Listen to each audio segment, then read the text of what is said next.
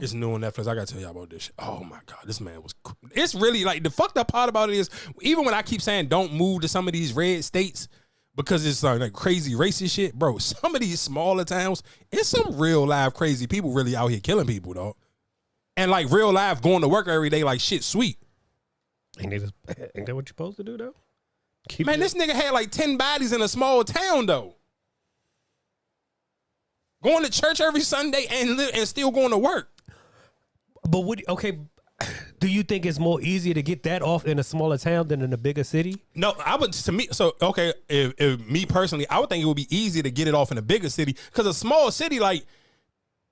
If I feel like maybe in a smaller city you don't have the same police right, you resources, don't have the surveillance, yeah, of course, for sure. And let's be clear, a lot of this whole thing happened. He ended up getting locked up in 2005, but he did majority of his murders in like the 80s and like literally like probably like the late 80s. I don't even think he even killed anybody in the early 90s. I mean, in the 90s he may have like later on because he ended up stopping for like I want to say he might have ended up killing like 8 people 30 years ago, and then he stopped and they had an anniversary, and then I think he ended up killing 2 people later on the 30-year anniversary of those other deaths. And he was called the BTK Killer. I want to, where was this shit at? Was this in Nebraska? I think it may have been in Nebraska. And I'm like, bro, it's just so crazy. Like he literally would have not got caught. I'm talking literally had, it had to be 8. I want to say he had 8. And I think when he came out of retirement from killing people, he came back and killed 2 more people just to get their attention again.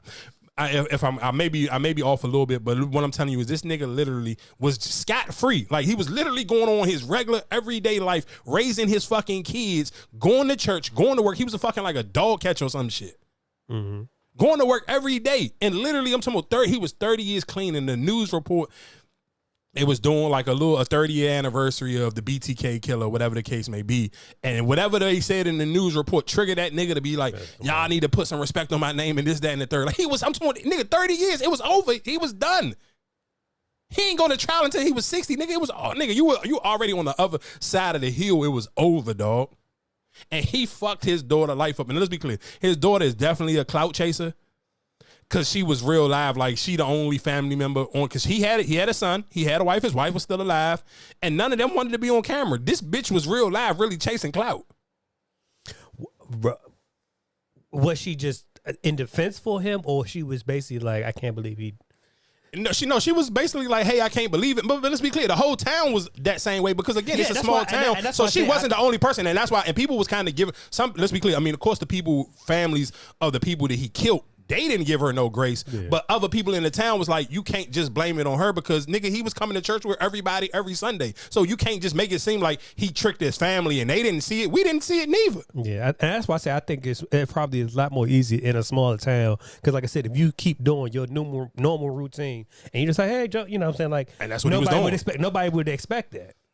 And that's what he was doing until he started to break it down and explain exactly what he was doing the days he did it. Like I believe like one of his kills was like a neighbor of his, and he ended up like dragging her body off and like placing it somewhere else after he killed her in her house. But it was after he lost his job and they was kind of like late behind some bills. So he kind of to go get off some steam. Him and his wife was having an argument. So instead of beating his wife ass, he go out and kill somebody. Damn.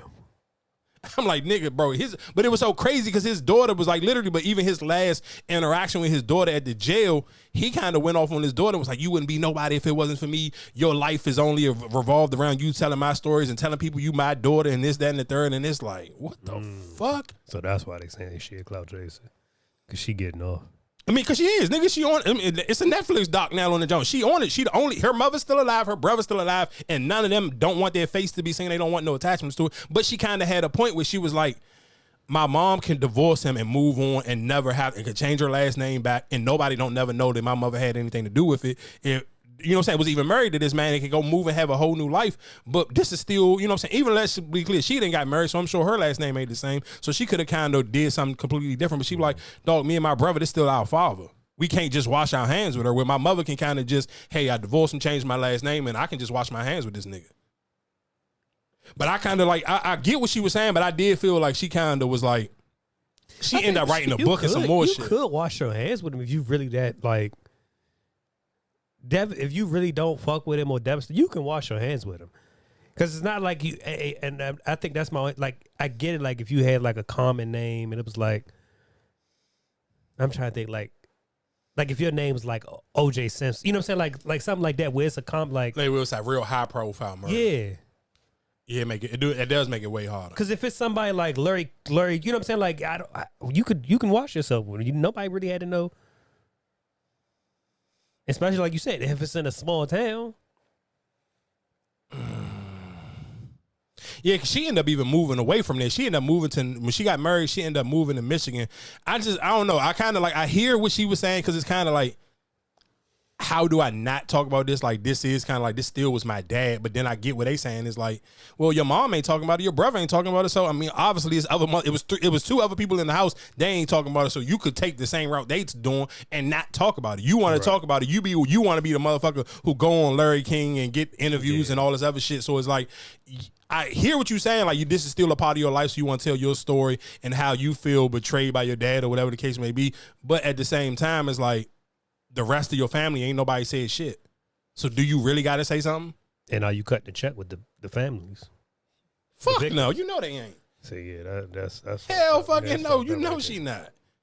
Hell no, she ain't. Ain't no way. Yeah, that's fucked up right there. Yeah, she ain't. She definitely making money off of them. Yeah, selling the books, and now you got a Netflix joint. Yeah, like, that's some clout chasing that shit right there for real. Tim, dog, but think what I'm saying. He was scot free. Seven. Everything. He had 7 or 8 bodies. He was good. I'm talking. Would not have got caught. I can't even imagine like.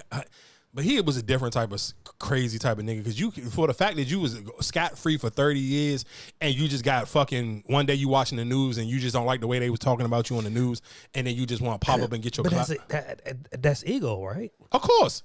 He even said it. He said it was his ego. Yeah.